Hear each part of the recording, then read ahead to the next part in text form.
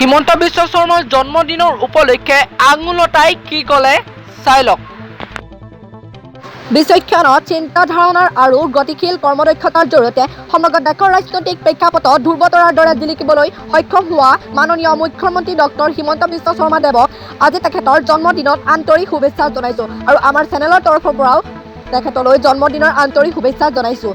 জনকল্যাণৰ হকে বৰ্ণিল জীৱনৰ পৰিক্ৰমাত মাননীয় মুখ্যমন্ত্ৰীৰ বহুদৰে অসমৰ ৰাজনৈতিক আৰু সামাজিক দিশলৈ আগবঢ়াই যোৱাৰ অভূতপূৰ্বভাৱে অৱদান সৰ্বসাধাৰণৰ জীৱনক প্ৰভাতী কৰি আহিছে।